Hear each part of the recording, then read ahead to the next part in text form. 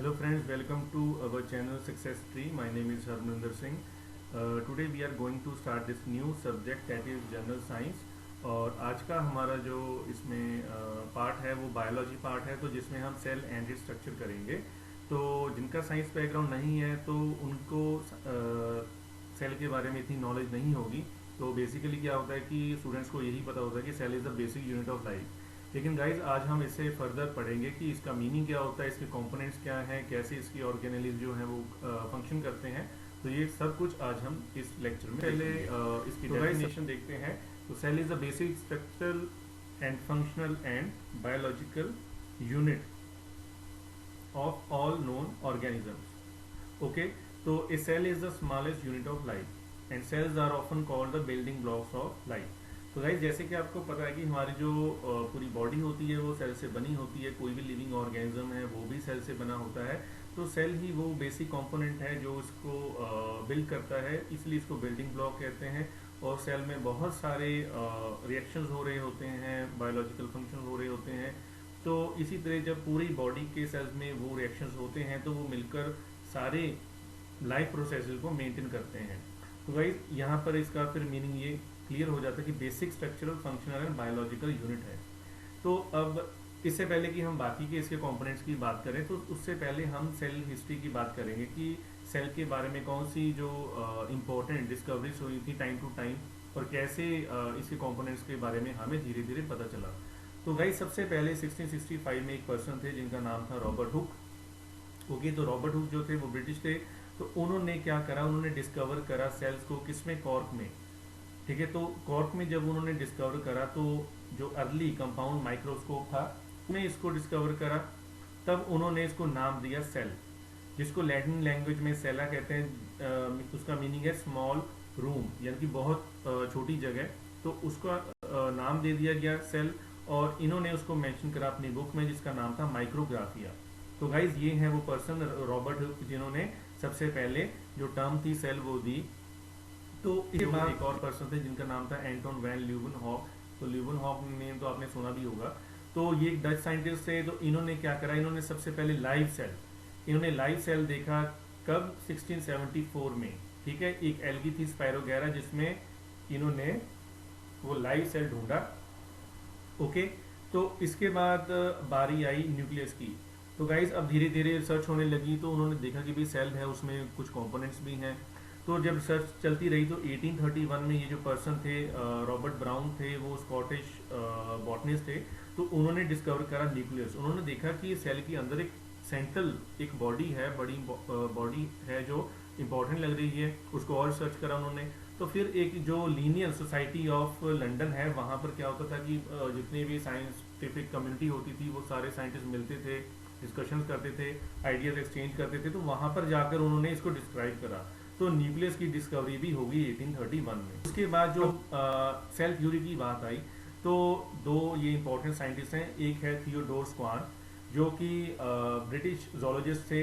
तो एक थे मैथियास जैकब श्लीडन जो कि बड़े ही फेमस जर्मन बॉटनिस्ट थे। तो इन्होंने बहुत सारे प्लांट की स्पीसीज पे सर्च करी थी। तो इन दोनों ने अपनी अपनी सर्च करी। ठीक है, तो फिर उन्होंने आइडिया एक्सचेंज करे कि हमने ये डिस्कवरीज करी हैं, हमें ये न्यू इन्फॉर्मेशन मिली है। तो फिर उन्होंने क्या उसका क्या रिजल्ट निकाला, वो ये था कि जो प्लांट सेल होते हैं they are surrounded by a cell wall and that cell wall is absent in the animal cell. एक तो ये इन्होंने इंपॉर्टेंट डिस्कवरी करी। फिर इन्होंने सेल थ्योरी जो थी वो पुट फॉरवर्ड कर दी कि हाँ भाई ये जो है ये हमने इन्वेंशन करी है, सारा कुछ डिस्कवर कर लिया।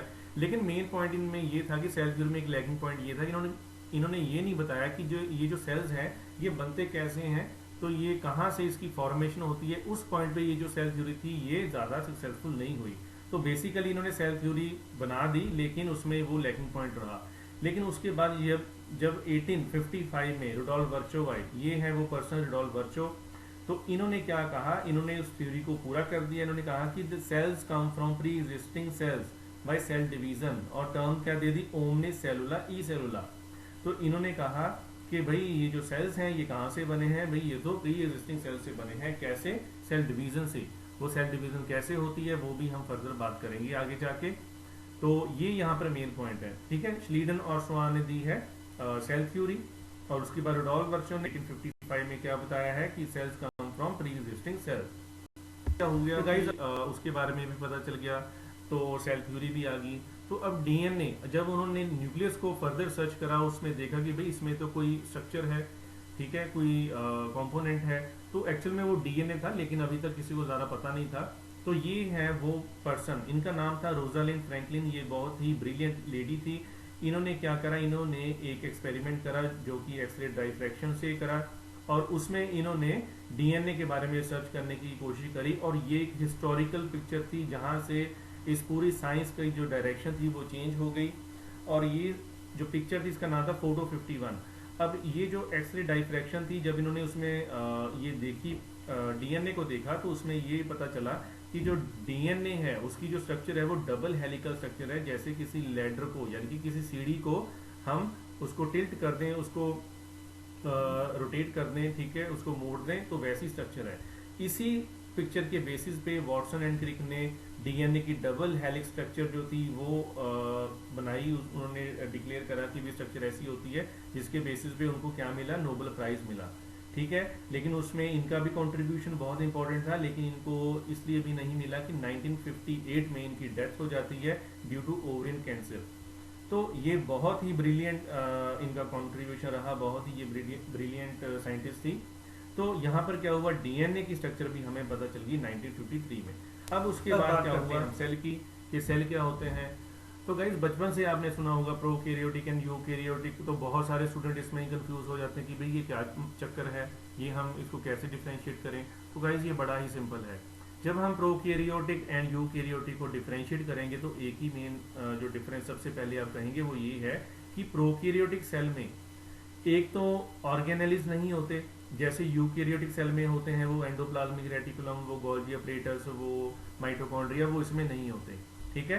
दे लैक ऑर्गेनेलिज और other internal membrane bound structure, ठीक है। दूसरा क्या है, they do not have a nucleus. अब यूकैरियोट्स में तो न्यूक्लियस होगा और वो होगा भी मेम्ब्रेन बाउंड, उसके बाद मेम्ब्रेन होती है, लेकिन यहाँ पर वो नहीं होगा। इसमें क्या होता है कि सिंगल क्रोमोसोम होता है, एक सिंगल क्रोमोसोम होता है and a piece of circular double standard DNA होता है किसी एरिया में, जिसको हम कहते हैं न्यूक्लियोइड। ये देखिए, तो गाइस इस डायग्राम से आपको क्लियर हो जाएगा, ये एक प्रोकैरियोटिक सेल है, ये देखिए इसमें न्यूक्लियोइड रीजन है, इसमें एक ये क्रोमोसोम है बस, ठीक है। यूकैरियोटिक सेल में काफी ज्यादा नंबर होता है क्रोमोसोम का, तो इसमें सिर्फ एक ही क्रोमोसोम है। तो ये इसमें एक सेल वॉल भी है, ये देखिए यहाँ पर लिखा हुआ। तो सेल वॉल जो है वो यूकैरियोट सभी में नहीं होती, प्लांट सेल में होती है, एनिमल सेल में नहीं होती, ठीक है। तो ये देखिए इसमें ना बहुत सारी एक्सेप्शंस आ जाती हैं। अब आप खुद सोचिए कि यूकैरियोटिक सेल में प्लांट सेल भी आते हैं, लेकिन एनिमल सेल भी हैं, लेकिन प्लांट सेल में सेल वॉल प्रेजेंट होती है और एनिमल सेल में वो प्रेजेंट नहीं होती। और इधर ये देखिए प्रोकैरियोट्स में ये सेल वॉल प्रेजेंट है, तो एक तरह से ये सिमिलैरिटी हो गई प्लांट सेल के साथ, लेकिन है ये प्रोकैरियोट एंड यूकैरियोट, ठीक है। तो चलिए जैसे जैसे हम आगे जाएंगे तो आपको वो क्लियर होता जाएगा, ठीक है। फिलहाल आपने यही याद रखना है कि प्रोकैरियोट्स में क्या होता है, कोई न्यूक्लियस नहीं है और इसमें ऑर्गेनेल्स भी नहीं है। तो अब इसकी एग्जांपल की बात करते हैं। देखिए ये है bacteria, blue green algae, mycoplasma, PPLO. अब ये जो पीपीएलओ है ये क्या है, ये है प्लूरोनमोनिया लाइक ऑर्गेनिज्म। तो ये एक डिजीज कॉजिंग इसको हम एंटिटी कह सकते हैं, ठीक है।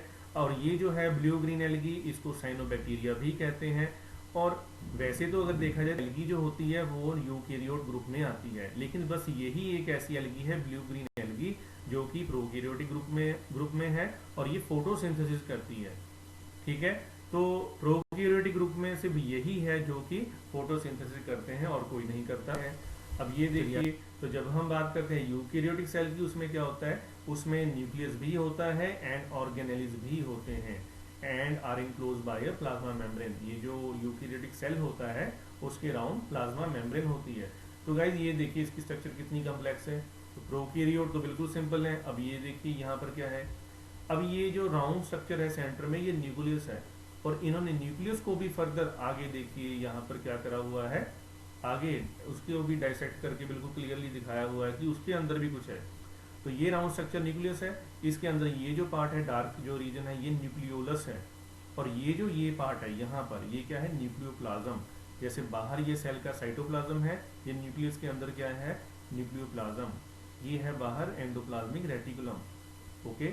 और ये है इधर गोल्गी अपरेटस, ये हो गया माइटोकॉन्ड्रिया, ये लाइसोसोम, ये राइबोसोम। तो इन सभी के डिफरेंट डिफरेंट फंक्शन होते हैं, वो भी हम डिस्कस करेंगे।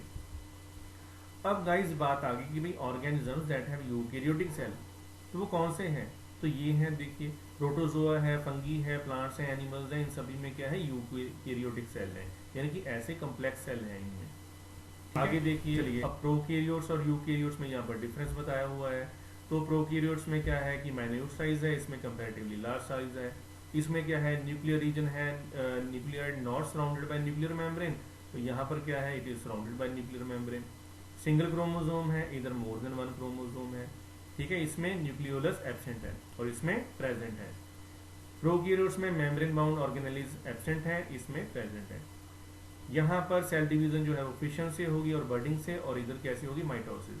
तो गाइस ये जो सेल डिवीजन है माइटोसिस, ये कम्प्लेक्स प्रोसेस होती है, ये हम इसकी भी बात करेंगे आगे। तो चलिए अब ये देखिए प्रोकैरियोट की एग्जांपल क्या है। जब आप एग्जांपल्स को याद कर लोगे तो आपको वैसे भी याद रखने में बिल्कुल आसानी हो जाएगी कि हाँ भाई ये प्रोकैरियोट और यूकैरियोट जो है वो अलग अलग चीज़ें हैं। अब यहाँ पर प्रोकैरियोट्स की एग्जांपल की बात करें, बैक्टीरिया है, there is bacteria, then is cyanobacteria, ये वही है blue green algae, then is mycoplasma PPLO. और जब यूकैरियोट की बात करें, इसमें ये प्रोटिस्ट है, ठीक है, इसको प्रोटोजोआ भी कह देते हैं। अब यहाँ पर ये जो प्रोटिस्ट है, ये वन सेल्ड यूकैरियोट्स हैं तो यूकैरियोट्स, लेकिन इसमें सिर्फ एक ही सेल है, जैसे अमीबा, पैरामीशियम, कैल्प हो गया। तो अमीबा अगर आपने 8 के हो सकता है, अगर आपको याद हो कि थोड़ा सा पुराने टाइम में क्या होता था कि 8 में जो 8 स्टैंडर्ड के एग्जाम होते थे, तो उसमें ना बच्चे ये मॉडल बनाते होते थे अमीबा का थर्माकोल से, ठीक है। तो हमने भी किसी टाइम में बनाया था, तो उसमें अब ये स्ट्रक्चर बनती थी।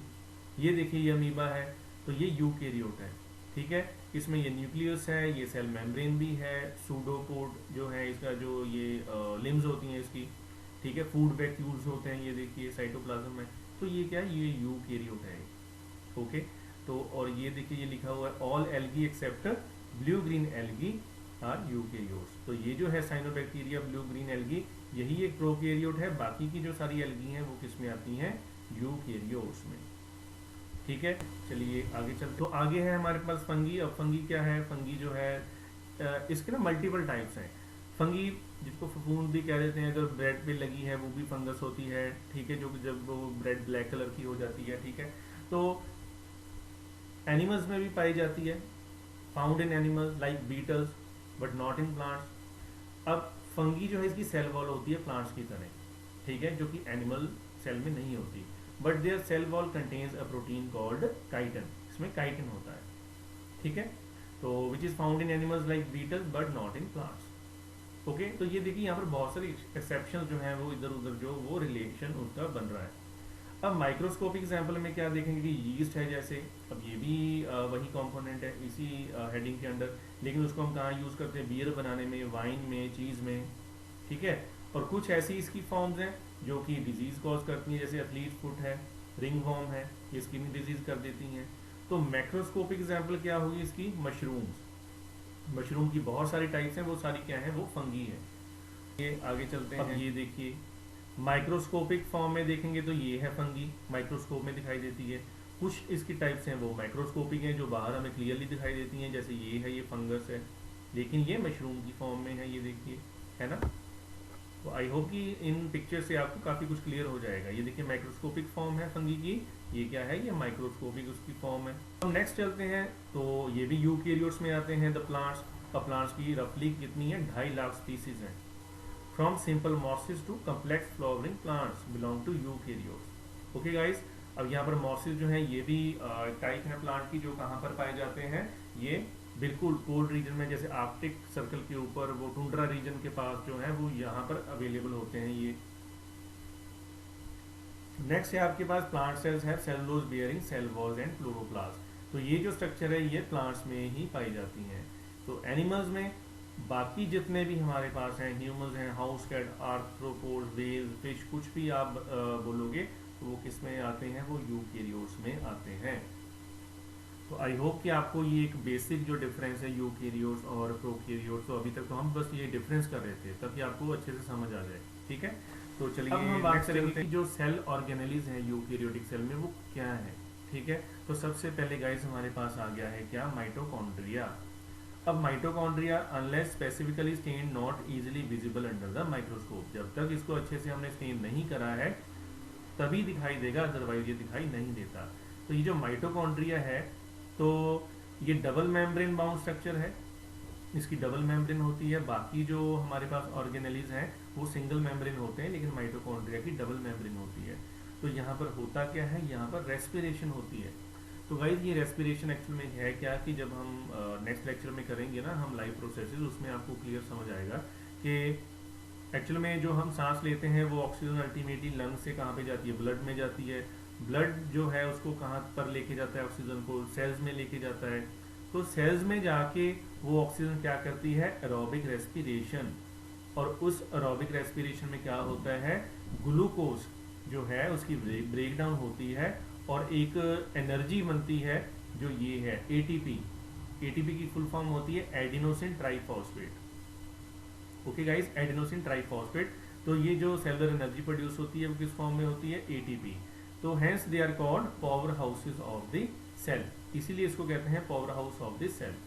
ओके, तो इसमें सिंगल सर्कुलर डीएनए भी होते हैं, कुछ इसमें डीएनए। इसके बाद अब है हमारे पास एंडोप्लाज्मिक रेटिकुलम। तो गाइस एंडोप्लाज्मिक रेटिकुलम में क्या होता है कि अगर हम इसको इलेक्ट्रॉन माइक्रोस्कोप में देखें तो इसमें हम एक रेटिकुलम होता है कि एक जैसे भूल भुलैया होती है वो ये जो स्ट्रक्चर होती है इसको रेटिकुलम कहते हैं, ऑफ टाइनी ट्यूबुलर स्ट्रक्चर्स। ठीक है, यहाँ पर ये रेटिकुलम होगा। अब रेटिकुलम जो है ऑफ टाइनी ट्यूबुलर स्ट्रक्चर, तो ये देखिए ये साइटोप्लाज्म में स्कैटर्ड होता है। ओके, तो राइबोसोम जो हैं वो इसके ऊपर अटैच होते हैं, इसके सरफेस के ऊपर। ये देखिए ये जो स्मॉल सर्कुलर ये जो स्ट्रक्चर है ये राइबोसोम्स है।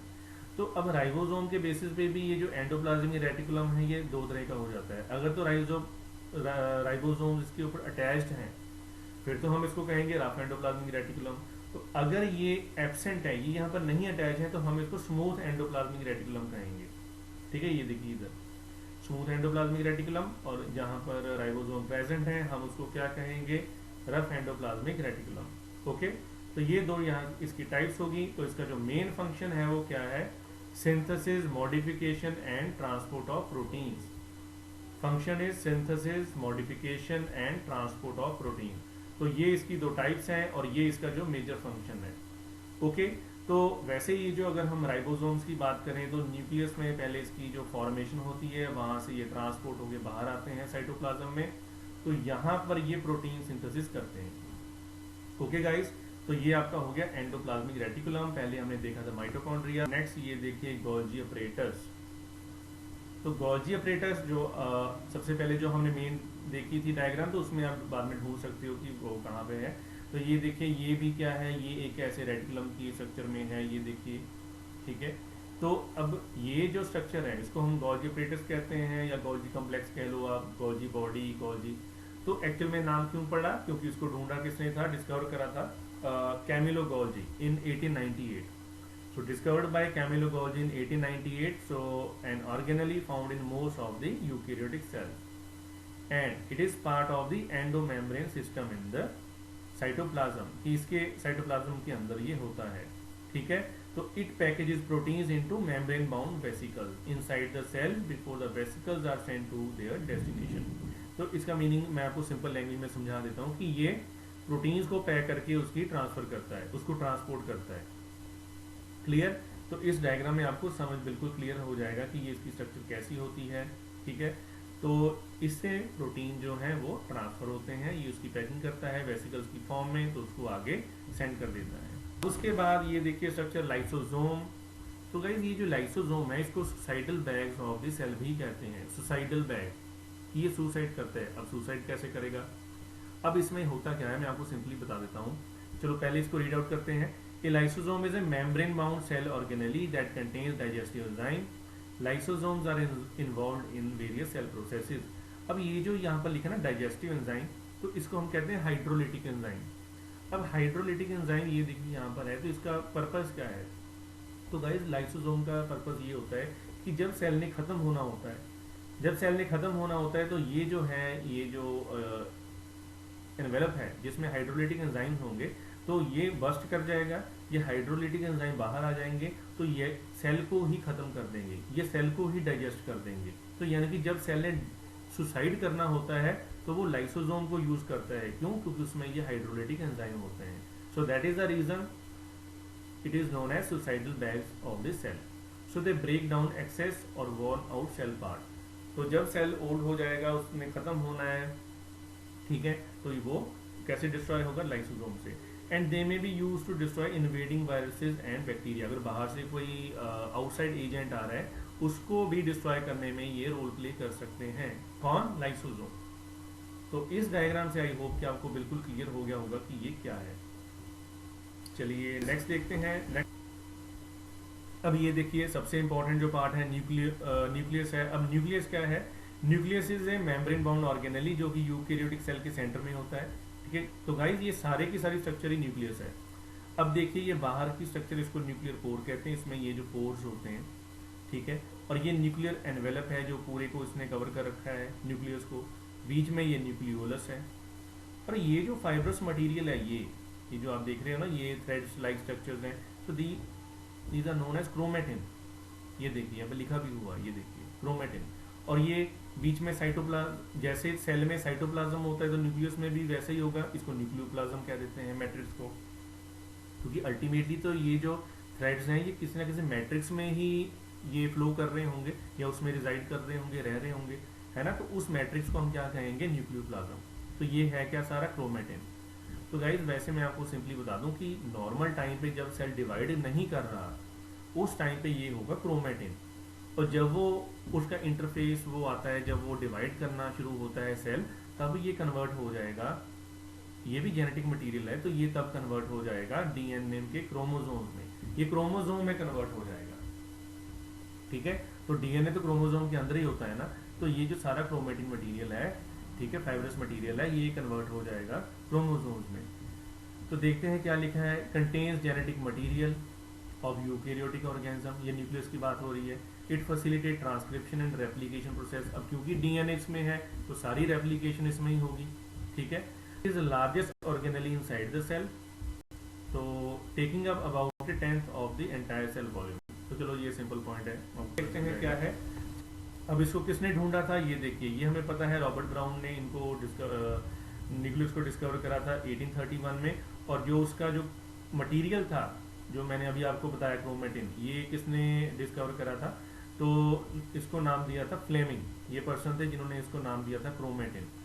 ओके, तो ये जो इंटरफेस है, तो इंटरफेस में सेल डिवाइड नहीं कर रहा, तो तब तो उसमें क्या होंगे? ये न्यूक्लियो प्रोटीन फाइबर्स होंगे, ये वाले। ये देखिए जब नॉर्मल टाइम है तब तो ये सेल ऐसा होगा, ठीक है। तो जब उसकी डिवीजन होने लगेगी तब वो डिवाइड होना शुरू हो जाएगा। ओके, तो चलिए ये ना हम सिंपली, अब गाइज ये जो आपका सिलेबस है इसमें ये सारे फेज के नाम कुछ नहीं याद करना। ये डायग्राम मैंने सिर्फ आपको एक पिक्चर, आपका जो कंसेप्ट क्लियर करने के लिए ये मैंने यहाँ पर दिखाई आपको। नॉर्मल टाइम पे दिस इज क्रोमेटिन। अब डिवीजन शुरू होगी तो ये ना ऐसे कन्वर्ट होना शुरू हो जाएगा, कन्वर्ट होना शुरू हो जाएगा इस स्ट्रक्चर में, ठीक है। तो वो प्रॉपर इस शेप में आ जाएगा। फर्दर इसके क्रोमोसोम बन गए। देखिए जब क्रोमोसोम बन गए तो यहाँ पर क्रोमोसोम जो है उनकी डिवीजन शुरू होगी। ये देखिए सेंट्रल एक पॉइंट बन गया, ये देखिए, ठीक है। तो ये जो फेज है इसका नाम मेटाफेज यहाँ पर दिया हुआ है। तो जब ये सारे क्रोमोसोम बन के लाइन में लग गए तो वो सेंटर में, ये जो पॉइंट होता है ना सेंटर में, ये जो पॉइंट है डार्क पॉइंट, तो वहां से उनकी ब्रेकेज हो जाती है। ब्रेकेज होगी, आधे इस साइड चले गए, आधे इस साइड चले गए। After that the division occur and now these are two different cells. तो ये देखिए, ये first position, then second, third, तो ये सीरियल वाइज ऐसे ऐसे बना। तो अल्टीमेटली ये दोनों, ये जो है यहाँ से जो डिवीजन हुई तो ये दो सेपरेट सेल्स बन गए। हाँ जी, क्लियर। और दूसरा ये भी है कि ये जो EM है, दिस इज इलेक्ट्रॉन माइक्रोस्कोप, इसने क्या रिवील करा? That the nuclear envelope which consists of two parallel membrane with the space between called perinuclear space. Okay, ये जो न्यूक्लियस होता है इसके अराउंड एक मेम्ब्रेन होती है, वो टू पैरेलल मेम्ब्रेन होती है एक्चुअली, उसके बीच में स्पेस होती है जिसको पेरीन्यूक्लियर स्पेस कहते हैं एंड इट फॉर्म्स बैरियर। तो ये जो स्पेस होती है पेरी न्यूक्लियर स्पेस जो है, या ये जो पैरेलल मेम्ब्रेन है, ये बैरियर का काम करती है बिटवीन न्यूक्लियस एंड साइटोप्लाज्म। तो गाइज आई होप कि आपको ये डायग्राम से समझ आ जाएगा कि नॉर्मल टाइम पे न्यूक्लियस के अंदर ये होगी स्ट्रक्चर क्रोमेटिन, और डिवीजन के टाइम पर धीरे धीरे फिर ये क्रोमोसोम बने, फिर क्रोमोसोम सेपरेट हुए, इनकी जो लेग्स हैं ये सेपरेट हो जाएंगी, और आफ्टर दैट ये देखिए सेल डिवीजन हो गई हैं। ये देखिए अब डीएनए क्या है। तो गाइस डीएनए क्या है, किसी भी पर्सन का जो जेनेटिक मटेरियल है उसको हम डीएनए कहते हैं। ये सेल के अंदर होता है, ये भी हमने सभी सुना है कि जो हमारी जेनेटिक इन्फॉर्मेशन है, जो हमारे ट्रेट्स हैं, करेक्टर हैं, वो नेक्स्ट जनरेशन तक कैसे जाते हैं, डीएनए से।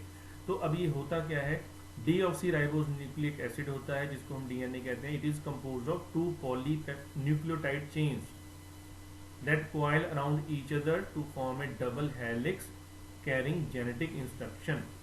तो गाइस अगर हम इसको देखें पॉलीन्यूक्लियोटाइड चेन्स, अब देखिए ये 2 चेन्स होंगी, इसमें क्या है, ये जो बेस पेयर्स होते हैं, ये जो आपको दिख रहे हैं ना यहाँ पर, ये देखिए ये डिफरेंट कलर्स हैं, यानी कि ये जो अलग अलग हैं बेस पेयर ये आपस में ज्वाइन है, और यहाँ पर ये जो यहाँ पर मैंने मार्क कर रहा हूँ ये सेंटर, ये आपस में जुड़े होते हैं हाइड्रोजन बॉन्ड से।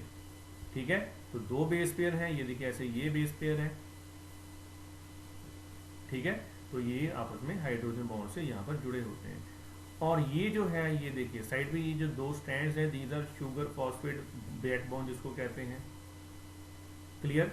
तो अगर आप उसको ध्यान से देखोगे तो ये देखिए जैसे लेडर को इन्होंने ट्विस्ट कर दिया है वैसा ये है। ठीक है, तो डीएनए एंड राइबोन्यूक्लिक एसिड जो है आर न्यूक्लिक एसिड, आरएनए भी न्यूक्लिक एसिड है, वो डीऑक्सीराइबोन्यूक्लिक एसिड था, ये राइबोन्यूक्लिक एसिड है।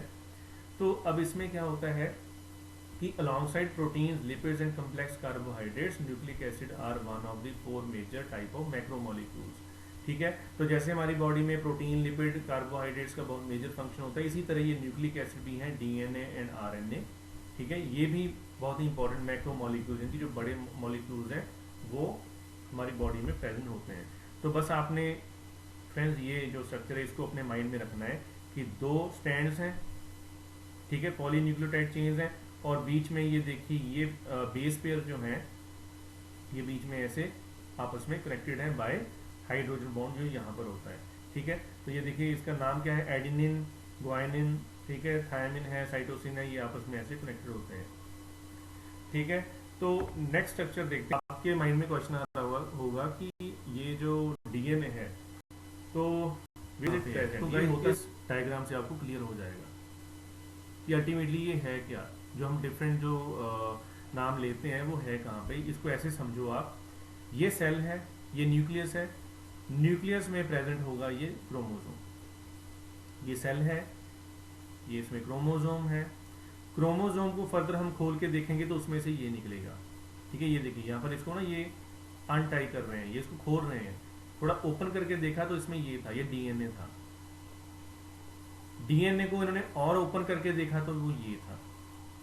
ठीक है, ये सारी स्ट्रक्चर जो है ये डीएनए ही है, इसको बस ये जूम करते जा रहे हैं। ये देखिए ये सेल था, इसमें ये क्रोमोसोम निकाला, क्रोमोसोम से फर्दर ये इसको और ओपन करा तो ये डीएनए स्ट्रक्चर था। डीएनए का ही कोई पर्टिकुलर पार्ट, सपोज यहाँ से लेके यहाँ तक जो है ये एक पर्टिकुलर जो पार्ट है उसको हम क्या कहेंगे, हम जीन कहेंगे। ठीक है, क्योंकि ये डीएनए का सपोज ये कोई स्पेसिफिक पार्ट है, ये इतना कुछ जीन है, तो ये किसी पर्टिकुलर करेक्टर को कंट्रोल कर रहा होगा। वो करेक्टर क्या होगा, वो हमारा हेयर कलर भी हो सकता है, वो हमारी आई का कलर हो सकता है, वो हमारा ब्लड ग्रुप भी हो सकता है, क्योंकि हमारे हर करेक्टर को कोई ना कोई जीन जो है वो कंट्रोल कर रहा है। ठीक है, तो फर्दर देखें, ये न्यूक्लियोटाइड और जूम कर दिया तो अल्टीमेटली ये स्ट्रक्चर होती है। साइड पे न्यूक्लियोटाइड, तो ये बीच में बेस पेयर है, आपस में कैसे कनेक्टेड है, हाइड्रोजन बॉन्ड से। तो गाइस हमें आई होप कि आपको समझ आ गया होगा। तो हमें इसको कैसे समझना है कि सबसे बड़ा सेल है, उसके न्यूक्लियस में क्रोमोसोम, क्रोमोसोम के अंदर है हमारे पास डीएनए, और फर्दर डीएनए का एक जो पार्ट है वो जीन होता है। तो गाइज आप इमेजिन कर सकते हो कि पूरे एक सेल में, in a complete cell there are 3 billion base pairs. ठीक है, तो बेस पेयर कितने होते हैं, 3 बिलियन बेस पेयर। तो यू कैन इमेजिन कि कितना ज़्यादा लेंथ होगा उसका। ठीक है, तो ये देखिए यहाँ पर, तो ये देखिए यहाँ पर 3 billion base pair in each cell, हर सेल में 3 बिलियन बेस पेयर होते हैं, तो कितनी कम स्पेस होती है देखिए, 6 माइक्रोन ओनली, 6 माइक्रोन में वो 3 बिलियन बेस पेयर उसमें होते हैं। एंड आफ्टर दैट अगर आप एक सेल के डीएनए को सर्च करोगे तो वो 2 मीटर लॉन्ग होता है, 2 मीटर लॉन्ग। तो गाइस अगर आप पूरी बॉडी के सेल्स को आप खोल दोगे तो उसका कितना होता है length, twice the diameter of the solar system. Okay, तो no one can imagine that this much can be the length of our total DNA। हाँ जी, क्लियर गाइस। तो ये देखिए टोटल लेंथ होती है बॉडी के। तो गाइस ये देखिए, अब डीएनए में 4 बेसिस होते हैं, एडेनिन, साइटोसिन, ग्वानिन, थायमिन, और ये 2 स्टैंडर्ड मॉलिक्यूल है, ये भी आपने देख लिया है। यूनिक डबल हेलिक्स शेप है इसकी, ठीक है, ये सब आपको पता है। तो after that basis on one stand of the DNA molecule pair together with complementary basis on the opposite stand of DNA. तो ये आपको सारे मैं पॉइंट्स ऑलरेडी बता चुका हूँ। इसी तरह ये जो ईच बेस पेयर है ये join together by hydrogen bonds, ये आपस में जुड़े होते हैं हाइड्रोजन। तो चलिए अब जो हमारा नेक्स्ट टॉपिक है वो है टिश्यू। अभी तक हमने डीएनए की बात कर ली है, अब टिश्यूज क्या होता है। देखिए जो सेल्स हैं वो जब मिल जाते हैं वो क्या बनाते हैं, वो टिश्यू बनाते हैं। क्योंकि नॉर्मल जो सीक्वेंस है वो यही होती है कि सबसे जो स्मॉल है वो सेल्स हैं, उसके बाद टिश्यूज मिलकर ऑर्गन बनाते हैं, ऑर्गन मिलकर बॉडी बनाते हैं। अब यहाँ पर क्या है, टिश्यूज हैं हमारे पास।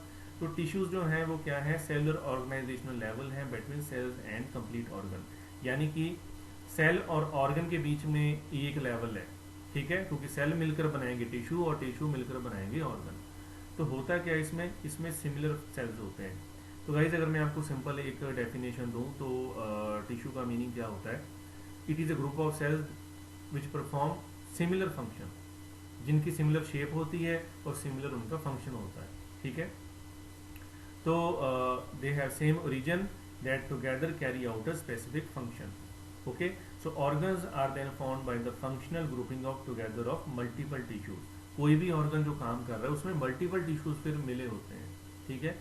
तो टिश्यू क्या हो गया, एक ग्रुप ऑफ सेल जिसकी सिमिलर शेप होती है और सिमिलर फंक्शन होता है। और ऑर्गन कैसे बनता है, जब मल्टीपल टाइप्स ऑफ टिश्यूज मिलकर कोई ऑर्गन बनाते हैं तो फिर वो काम करते हैं। In humans for basic type of tissues कौन कौन से हैं, epithelial, connective tissue, muscular and nervous tissue. तो गाइज अब सिंपली हमें इनको समझना है ये क्या है। तो एपिथेलियल टिश्यू जो है इसका जो मेन फंक्शन होता है, मैं आपको सिंपल लैंग्वेज में समझा दूँ, ये होता है प्रोटेक्टिव कवरिंग प्रोवाइड करना। आप इसको स्किन समझ लो, ठीक है। अब स्किन की जो लेयर्स होती हैं उसको भी, उसमें से भी एपिथेलियल टिश्यू है, ठीक है। कनेक्टिव टिश्यू का काम होता है कनेक्शन प्रोवाइड करना, ट्रांसपोर्ट सिस्टम प्रोवाइड करना, स्ट्रक्चर प्रोवाइड करना, यानी कि जहाँ जहाँ पर बॉडी में कनेक्शन प्रोवाइड करेगा वो ये होगा। एपिथेलियल टिश्यू जो है वो क्या करेगा, वो प्रोटेक्टिव लेयर प्रोवाइड करेगा। मस्कुलर टिश्यू जो है वो सारे की बॉडी की जो मसल्स हैं उसको कहेंगे, और नर्वस टिश्यू जो है वो हमारा नर्वस सिस्टम है। ये ह्यूमन बॉडी के 4 बेसिक टाइप ऑफ टिश्यूज हैं। फर्दर इसके काफ़ी पार्ट्स हो सकते हैं, सब टिश्यूज हो सकते हैं। आई होप आपको पता चल गया होगा। तो टिश्यूज क्या है, ग्रुप जिनकी सिमिलर शेप होती है, सिमिलर उनका होता है फंक्शन। सबसे पहले हमारे पास आ गया एपिथेलियल टिश्यू। अब एपिथेलियल टिश्यू कहाँ पे होता है, outer surface of the organs and blood vessels through out the body. तो जैसे मैंने आपको बताया कि ये प्रोटेक्टिव लेयर बनाएंगे, तो इट मीन्स ये सरफेस ऑफ ऑर्गन पे भी होंगे और ब्लड वेसल की लाइनिंग में भी होंगे। और जो inner surface of the cavities जो हैं, जहाँ पर भी हमारी बॉडी में अंदर एम्प्टी स्पेस है, कैविटी है, तो उनका इनर सरफेस भी ये बनाते हैं, ओके।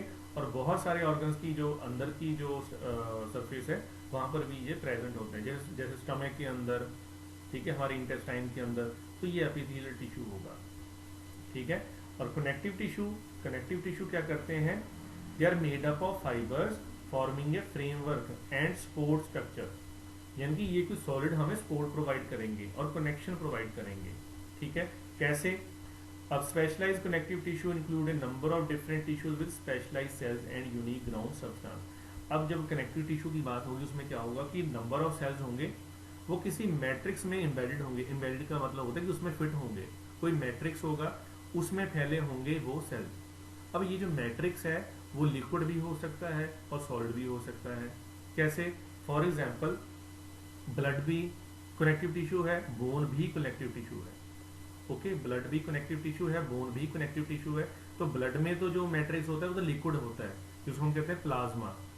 तो प्लाज्मा लिक्विड है, उसमें सारे जो सेल्स होते हैं वो स्विम कर रहे होते हैं, वो उसमें तैरते हैं ऐसे। लेकिन जो बोन होती है उसका जो मैट्रिक्स होता है वो सॉलिड होता है, तो उसमें वो जो सेल्स हैं वो स्विम नहीं कर सकते, वो उसमें एम्बेडेड होते हैं।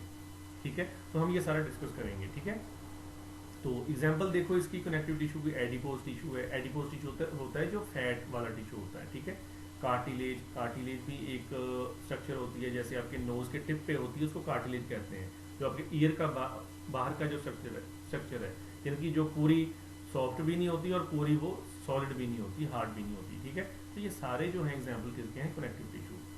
तो आई होप कि आपको ये समझ आ गया होगा कि एपिथेलियल टिश्यू में आपने outer surface of organ and blood vessel या सरफेस ऑफ इनर कैविटीज, और कनेक्टिव टिश्यू क्या करेगी, ये आपको फ्रेमवर्क एंड सपोर्ट प्रोवाइड करेगी। ठीक है, तो ये इसकी एग्जांपल है। देखते हैं ये आगे। अब इसमें कनेक्टिव टिश्यू में बोन आ गई। अब बोन में क्या होता है कि इसके जो सेल्स है उसको ऑस्टियोसाइट कहते हैं, और वो बोन के मैट्रिक्स में लगे होते हैं। इसमें आपने कुछ ज़्यादा याद नहीं करना, बस सिंपली इतना समझना है। ठीक है, कि जो बोन के सेल होते हैं ऑस्टियोसाइट वो किस में लगे होते हैं, वो बोन में फिक्स होते हैं, उसके मैट्रिक्स में फिक्स होते हैं। और कार्टिलेज क्या होता है, ये थोड़ा फ्लेक्सिबल कनेक्टिव टिश्यू होता है। ठीक है, तो ये आपके रेस्पिरेटरी ट्रैक्ट यानी कि आपकी जो सांस लेने की ये जो ट्रैक्ट होती है, टनल होती है ना, जिसको हम विंड पाइप भी कह देते हैं, उसमें होती है। आपके एक्सटर्नल ईयर में होती है, जहाँ से टीचर पकड़ के घुमा देते थे, है ना, तो वो एक्सटर्नल ईयर हो गया। तो लेयरिंग्स आपके गले में होते हैं, वहाँ पर भी ये कार्टिलेज होती है। Clear. And in the articulating surface of joint, जहाँ पर ये जो जॉइंट होता है वहाँ पर ये कार्टिलेज प्रेजेंट होती है। ठीक है, तो आपने देखा होगा कि जब ओल्डर एज में बहुत सारे जो पर्सन होते हैं उनके नी पेन शुरू हो जाती है। रीज़न उसका ये भी होता है कि ये जो कार्टिलेज होती है ये यहाँ से इसकी वियर एंड टियर ये खराब हो जाती है। ठीक है, तो जब ये खराब हो जाएगी तो यहाँ पर पेन बहुत ज़्यादा रहेगी, यहाँ पर ग्रैन्यूल्स बन जाते हैं। अगर ये बिल्कुल हेल्दी है, कार्टिलेज हेल्दी है, तो ये यहाँ पर पेन बिल्कुल नहीं होगी। ठीक है, इसी में ये दो स्ट्रक्चर और हैं, ये आपको याद रखना है, क्योंकि कई बार ये बड़ा सिंपल क्वेश्चन आ जाता है कि वो उस टिश्यू को हम क्या कहते हैं जो बोन को बोन से जोड़ रहा है। इसमें दो तरह के टिश्यूज हैं friends. One is ligament that is connecting bone with the bone, and other one is muscle, sorry tendon. तो टेंडन जो है वो देखिए ये मसल है यहाँ पर, तो ये मसल को बोन से जोड़ रहा है टेंडन, ये देखिए ये वाला। और ये जो बोन को बोन से जोड़ रहा है वो क्या है, लिगामेंट। ठीक है, तो लिगामेंट है बोन टू बोन और टेंडन है बोन टू मसल। ठीक है, तो ये यहाँ पर लिखा हुआ है। तो गाइज ये बड़ा बिल्कुल सिंपल है। तो बोन में आपने क्या याद रखा कि मैट्रिक्स में बिल्कुल उसके जो सेल्स हैं ऑस्टियोसाइट वो फिट हुए हैं। कार्टिलेज है थोड़ा फ्लेक्सिबल कनेक्टिव टिश्यू है, ये यहाँ पर प्रेजेंट होता है। लिगामेंट और टेंडन आपने यहाँ पर डायग्राम में देखे हैं। तो चलिए नेक्स्ट, ये है आपका ब्लड, ये भी कनेक्टिव टिश्यू है। अब इसमें क्या है, इसमें जो मैट्रिक्स है वो फ्लूइड है जिसको हम प्लाज्मा कहते हैं।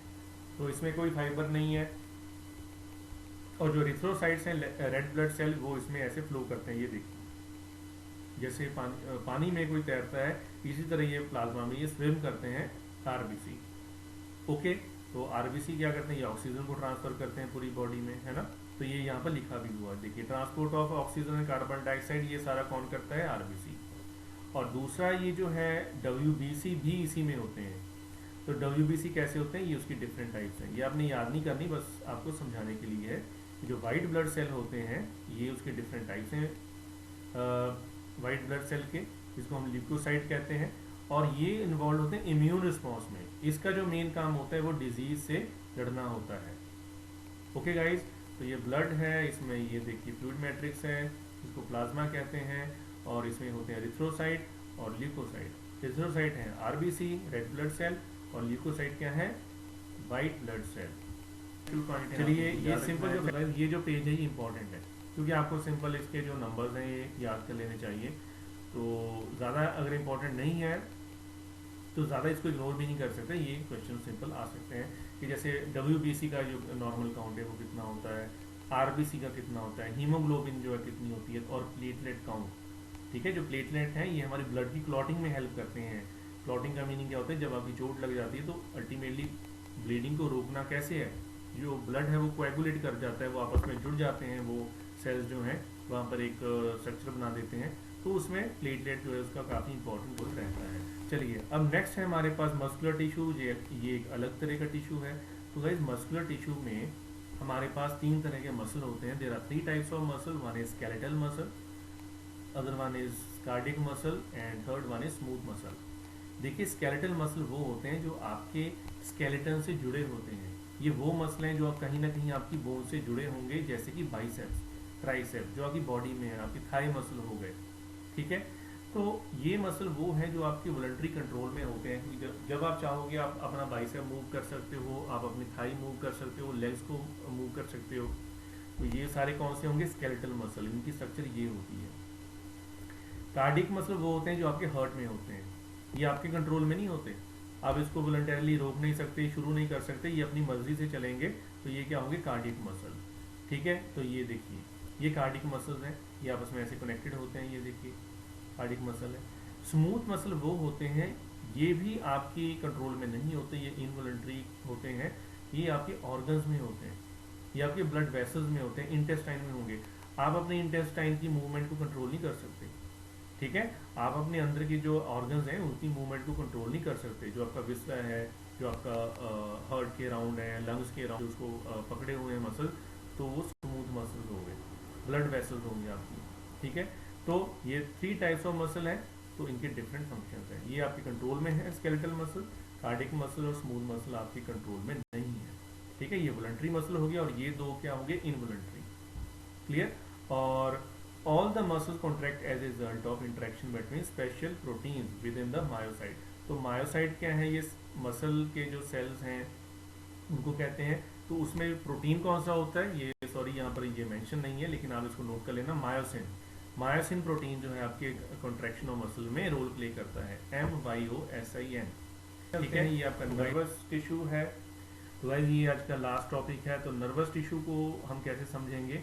तो ये देखिए नर्वस टिश्यू में नर्व्स होती हैं सिर्फ। तो ब्लड वाला सिस्टम आपका अलग है, नर्वस सिस्टम आपका टोटली डिफरेंट है। इसका काम क्या है? इसका ब्लड वेसल से कोई लेना देना नहीं है, इसका ब्लड से लेना देना नहीं है, ये तो बस सिग्नल पहुंचाएगा। इसमें जो आपका ब्रेन है और ये उसके पीछे ये जो स्पाइनल कॉर्ड है, इसको सेंट्रल नर्वस सिस्टम कहते हैं। और जो इसमें से साइड्स को ये जो नर्व निकल रही हैं, ये सारी क्या है? ये पेरिफेरल नर्वस सिस्टम है। तो आपने कई बार देखा होगा कि कई बार कई पर्सन के ना एक्सीडेंट में चोट लग जाती है बैकबोन पे, तो वो चल नहीं सकते। रीज़न क्या होता है कि कई बार यहाँ पर ब्रेकेज होने से जो नर्व ये नीचे जा रही है, ये यहाँ पर इंजर्ड हो जाती है, कई बार टूट जाती है, यहाँ पे कट लग जाता है। तो वो सिग्नल यहाँ पर लेके जा नहीं पाएगी, क्योंकि सिग्नल तो जो लेग को मूवमेंट का मिलना है वो यहाँ से मिलेगा, स्पाइनल कॉर्ड के थ्रू ब्रेन तक जाएगा, फिर ब्रेन उसको ऑर्डर देगा कि भी ऐसे मूव करना है, तो वो तो हो नहीं पाएगा। तो ये यहाँ पर बिल्कुल ब्लॉक हो जाएगा और जो पर्सन है वो क्या हो जाएगा? हैंडीकैप हो सकता है। और जो बेसिक उसका जो सेल है आपके नर्वस सिस्टम का, उसको न्यूरॉन कहते हैं, ये उसकी स्ट्रक्चर है, ठीक है। ये सेल बॉडी है, ये बीच में न्यूक्लियस है, देखिए ये इसको डेंड्राइट्स कहते हैं, ये जो फॉर्मेशन है। और ये जो बीच में एक ये लेंथी स्ट्रक्चर है, इसको हम कहते हैं एक्सॉन। और ये नीचे जो स्ट्रक्चर होती है, ये इससे ये नेक्स्ट सेल से ज्वाइन होता है, नेक्स्ट न्यूरॉन से ज्वाइन होगा, ठीक है। तो इसको पढ़ते हैं। Nervous tissue is one of the 4 major classes of tissues. It is a specialised tissue found in the central nervous system and peripheral nervous system. ये देखिए ये सेंट्रल नर्वस सिस्टम है, ब्रेन एंड स्पाइनल कॉर्ड, और ये side पे जितनी nerves हैं ये क्या है? Peripheral nervous system. And it consist of neurons and supporting cells called neuroglia, and after that the nervous system is responsible for the control of the body and communication among its parts। तो हमारे जितने भी parts हैं guys, उसको ये nervous system control करता है। यहाँ तक कि हार्ट को ये बताता है कि आपने बीट करना है, लंग्स को भी बताता है कि कैसे फंक्शन करना है। तो सभी जितने भी हमारे विस्टार्स हैं, इंटरनल ऑर्गन्स हैं, उनका कंट्रोल जो है वो ब्रेन के पास होता है, ओके। तो ये हमारे जो नर्वस सिस्टम के सेल्स हैं उनको हम कहते हैं न्यूरॉन्स, और इनकी लेंथ सबसे ज़्यादा होती है। तो गाइज आई होप कि आज के इस टॉपिक में आपको काफ़ी कुछ समझ आ गया होगा। इसमें आपको काफ़ी कुछ बेसिक जो पॉइंट्स हैं, फैक्चुअल पॉइंट्स आपको पता चल गए होंगे। तो नेक्स्ट जो हमारा टॉपिक रहेगा उसमें हम फर्दर लाइफ प्रोसेस बॉडी की पढ़ेंगे, बायो के पार्ट पढ़ेंगे, ठीक है। तो आई होप कि आपको ये समझ आ गया होगा। तो नेक्स्ट जो हमारा लेक्चर रहेगा उसमें हम और भी बहुत सारे टॉपिक्स हैं जिसको हम क्लियर करेंगे। So thanks for watching this video. So till then, thank you.